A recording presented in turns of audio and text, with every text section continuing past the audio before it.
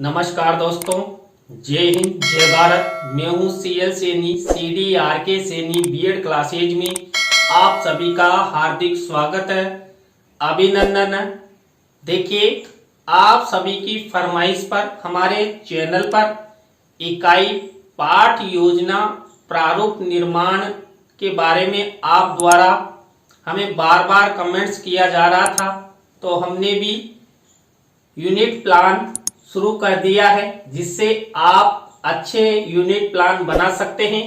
तो दोस्तों, यहाँ पर आज की लाइव क्लास के अंतर्गत हम इतिहास इकाई योजना क्रमांक 1 के अंतर्गत महाराणा प्रताप इस इकाई को लेते हुए हम एक इकाई योजना का निर्माण करना आपको बताएंगे। तो आप सब बने रहें हमारे साथ, हमारे चैनल के साथ। और दोस्तों, यदि आप हमारे इस चैनल पर पहली बार आए हो तो हमारे इस चैनल को जरूर सब्सक्राइब करें और पास ही बने बेल आइकन को जरूर दबावें। दोस्तों, जब हम यूनिट प्लान बनाते हैं तो देखिए, यूनिट प्लान में अलग अलग महाविद्यालयों का अलग अलग थोड़ा सा फॉर्मेट होता है, कुछ विश्वविद्यालयों का अलग अलग फॉर्मेट होता है। लेकिन आपको जो ये शिक्षण बिंदु ऊपर ही दे रखे हैं, इनका विशेष ध्यान रखना है। उसके हिसाब से इनकी लैंग्वेज आपको उठा लेनी है।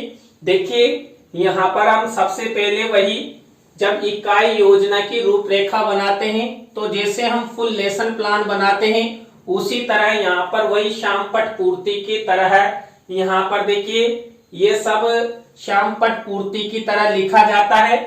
एक विशेष कार्य यहाँ पर ध्यान रखा जाता है, कौन सा, कि कौन कौन सी उप इकाइयों के बारे में हम यहाँ पर अध्ययन करेंगे। तो देखिए, यहाँ पर जो हमारी मुख्य इकाई है महाराणा प्रताप, इस पर हम 3 उप इकाइयों को लेकर यहाँ पर इकाई पाठ योजना का निर्माण करेंगे। तो दोस्तों, यहाँ पर देखिए इस तरह का फॉर्मेट रहता है और आपको इस तरह ये यूनिट प्लान बनाना है। तो देखिए, जब हम फुल लेसन प्लान बनाते हैं तो वहां तो हमारा लेसन प्लान कैसे चलता है, ऊपर से नीचे की ओर फुल लेसन प्लान चलता है। लेकिन यहाँ पर ये फॉर्मेट इधर से चलता है। तो देखिए, ये यहाँ से चल रहा है। सबसे पहले विषय वस्तु विश्लेषण हुआ, इसके बाद हमारा दूसरा पॉइंट इधर आ रहा है, उद्देश्य एवं अपेक्षित व्यवहारगत परिवर्तन। इसी तरह 3rd नंबर का उप इकाई व शिक्षण बिंदु, जिसके अंतर्गत देखिए हमारे ये टीचिंग पॉइंट चलेंगे उप इकाई के। इसी तरह छात्र अध्यापक छात्र अध्यापिका क्रिया चल रहा है, छात्र छात्रा क्रिया चल रहा है, श्यामपट्ट कार्य, मूल्यांकन कार्य, शिक्षण सहायक सामग्री और होमवर्क, और लास्ट में होता है पर्यवेक्षक टिप्पणी। तो देखिए, जब आप आपकी दैनिक पाठ योजना में जब यूनिट प्लान बनाते हैं तो इस तरह आपको देखिए, सबसे पहले जब विषय वस्तु का विश्लेषण करते हैं तो आपने जो 3 उप इकाइयां ली है उसके बारे में लिखना होता है कि यहाँ पर हमें तीनों उप इकाइयों के विषय वस्तु लेंगे। जैसे हम फुल लेसन प्लान में छात्र अध्यापक छात्र अध्यापिका कथन करते हैं उसी तरह। तो ये देखिए, मैंने 1 2 और 3 इस तरह ये लिख दिए हैं। इसी तरह उद्देश्य एवं अपेक्षित व्यवहार परिवर्तन में देखिए, यहाँ पर हम 6 उद्देश्य निर्माण करते हैं, उनके विशिष्टीकरण निर्माण करते हैं और अपेक्षित व्यवहारगत परिवर्तन लिखते हैं। लेकिन यूनिट प्लान में क्या किया जाता है, उनका शॉर्ट रूप लिखा जाता है, फुल नहीं लिखा जाता। तो देखिए, मेरे द्वारा ये पहला उद्देश्य ज्ञान लिखा है, दूसरा अवबोध लिखा है। देखिए, वहां पर हम 2 से 3 अपेक्षित व्यवहारगत परिवर्तन बनाते थे, यहाँ पर केवल एक ही बनाया गया है। तो इस तरह दूसरा, इस तरह 3rd नंबर का, इस तरह देखिए ये 4th नंबर का कौशल, 5वां अभिरुचि और 6 नंबर का अभिवृत्ति। इस तरह आपको ये उद्देश्य एवं अपेक्षित व्यवहारगत परिवर्तन बनाना है दोस्तों। इसी तरह यहाँ पर देखिए उप इकाई व शिक्षण बिंदु। तो दोस्तों, यहाँ पर उप इकाई व शिक्षण बिंदु में क्या लिखते हैं, सबसे पहले आप सब जानते हैं हमारा पहला शिक्षण बिंदु यानी प्रस्तावना चलता है। ये प्रस्तावना के बाद उद्देश्य कथन के बाद पाठ प्रस्तुतिकरण, और उसके बाद हम 3 टीचिंग पॉइंट लेकर यानी कि यहाँ पर 3 उप इकाइयां लेकर यूनिट प्लान का निर्माण करने जा रहे हैं। तो पहला हमारा टीचिंग पॉइंट यानी कि पहली उप इकाई महाराणा प्रताप का जीवन परिचय, दूसरी उप इकाई महाराणा प्रताप का राज्य अभिषेक, और 3rd नंबर की हमारी उप इकाई महाराणा प्रताप के संगठनात्मक कार्य। तो इस तरह आपको ये 3 नंबर वाली यानी विषय, उप इकाई व शिक्षण बिंदु वाला कॉलम बनाना है। इसी तरह दोस्तों यहाँ पर देखिए 4th नंबर का स्टेप, 4th नंबर का कॉलम आता है छात्र अध्यापक छात्र अध्यापिका क्रिया। तो इसमें देखिए सबसे पहले वही प्रस्तावना वाली जो छात्र अध्यापक छात्र अध्यापिका क्रिया है वो आएगी। इसके बाद 5वां यहाँ पर साथ साथ देखिए, तो यहाँ पर है छात्र छात्रा क्रिया। तो यहाँ पर ये छात्र अध्यापक छात्र अध्यापिका क्रिया और ये छात्र छात्रा साथ साथ चलते हैं।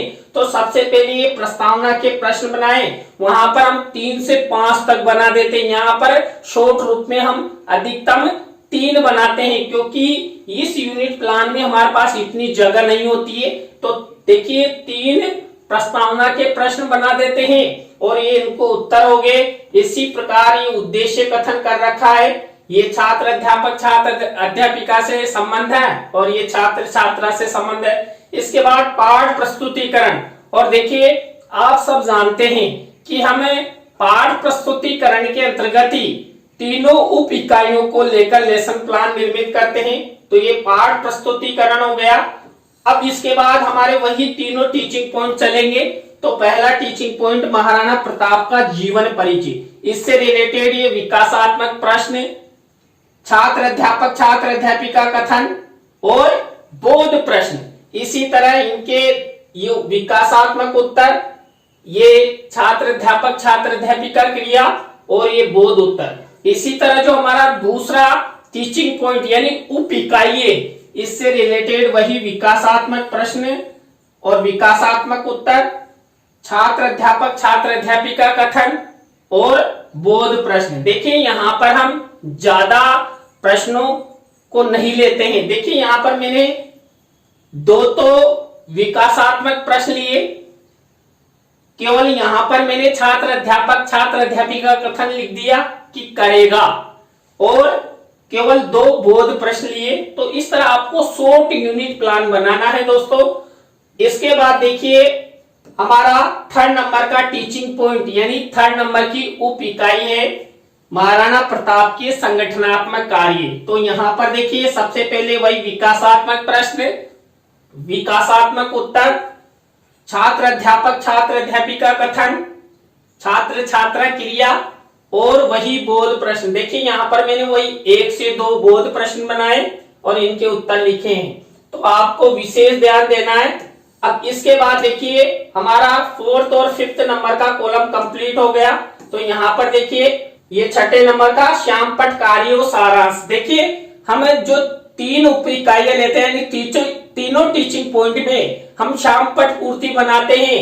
तो यहाँ पर ये श्यामपट्ट पूर्ति लिखते हैं। तो देखिए ये पहला जो हमने टीचिंग पॉइंट लिया है, इससे रिलेटेड श्यामपट्ट पूर्ति है।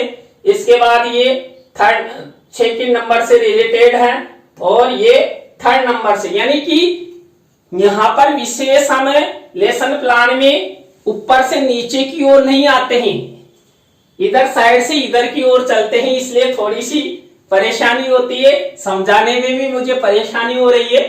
तो इस तरह देखिए। इसके बाद 7th नंबर का कॉलम मूल्यांकन कार्य। देखिए हम पुनरावृत्ति प्रश्न पूछते हैं, मूल्यांकन प्रश्न यहाँ पर बनाते हैं। तो यहाँ पर 2 से 3 प्रश्न मूल्यांकन कार्य के अंतर्गत लिख देते हैं। देखिए मैंने 3 मूल्यांकन प्रश्न लिख दिए हैं। और इसके बाद देखिए यहाँ पर अगला कॉलम आ रहा 8 नंबर का शिक्षण सहायक सामग्री। देखिए शिक्षण सहायक सामग्री के अंतर्गत हम क्या करते हैं, जो सामान्य और विशिष्ट दोनों प्रकार की शिक्षण सहायक सामग्री को लिख देते हैं। तो देखिए ये यहाँ पर एक सामान्य शिक्षण सहायक सामग्री और विशिष्ट शिक्षण सहायक सामग्री लिखी हुई है। और यहाँ पर चित्र मेंशन किया गया है और तीनों टीचिंग पॉइंट से रिलेटेड जो हम चित्र लगाते थे ना फुल लेसन प्लान में, वो भी लगाए गए। तो ये देखिए, पहले टीचिंग पॉइंट से रिलेटेड, सेकंड टीचिंग पॉइंट से रिलेटेड और थर्ड टीचिंग पॉइंट से रिलेटेड। इसके बाद देखिए नेक्स्ट कॉलम, यहाँ पर 90 नंबर का आता है गृह कार्य। तो देखिए यहाँ पर गृह कार्य का जो टीचिंग पॉइंट होता है, इसमें हम क्या करते हैं, वही फुल लेसन प्लान की तरह लिख देते हैं। और यहाँ पर देखिए, ये शाम पठ कार्रवाई से संबंधित ब्लैक शीट के मिनिएचर पर हमने वही यहाँ पर प्रश्न लिख दिया है। थोड़ा सा देखिए आपको दिक्कत हो रही होगी, स्पष्ट दिखाई नहीं दे रहा होगा, क्योंकि जब ये लेसन प्लान टाइपिंग किया गया तो यहाँ पर इसका मैटर यहाँ पर आने की संभावना ही नहीं बन रही थी, लेकिन हमने कोशिश की और अंडर 11 के फॉन्ट में इसको निर्मित किया है। तो हम आपको पीडीएफ भी उपलब्ध करवा देंगे। आपको हमारे हेल्पलाइन पर हमें कमेंट्स करना होगा और आप वहां पर जो भी शुल्क लगता है उस शुल्क को प्रदान कर आप इस लेसन प्लान की पीडीएफ भी प्राप्त कर सकते हैं। ऐसे तो मैं आपको ऐसे भी इसका फुल स्क्रीनशॉट बता दूंगा। तो दोस्तों, इस तरह आपको ये यूनिट प्लान बनाना है, जिससे आप अपनी दैनिक पाठ योजना में अच्छे से निर्मित कर सके। और देखिए, थोड़ा सा यदि आप स्क्रीनशॉट लेना चाहो तो देखिए, हम इस तरह 2-2, 3-3 कॉलम को आपको दिखाते हैं जूम करके। ये यहां तक इतना सा आप स्क्रीनशॉट लेते रहिए, जिससे आपको इसके निर्माण में किसी तरह की दिक्कत नहीं होगी। आप स्क्रीनशॉट लेते जाइए। हमने धीरे धीरे इसको आगे बढ़ा रहे हैं। तो इस तरह ये देखिए, अब इधर का 6 नंबर से हम आपको दिखाते हैं। ये देखिए, आप 6 नंबर से 10 नंबर तक के कॉलम जूम करके इस तरह देखिए। तो आप स्क्रीनशॉट लेते रहिए, जिससे आप अपनी दैनिक पाठ योजना डायरी में आराम से बना सके। तो दोस्तों, इस तरह आपको ये इतिहास पर यूनिट प्लान निर्माण करना है। थोड़ी सी दिक्कत होगी आप लोगों को भी, क्योंकि फॉन्ट बहुत ही छोटा है। तो आप हमें कमेंट्स करें और आपको ये यूनिट प्लान कैसा लगा कमेंट्स में हमें जरूर बताएं।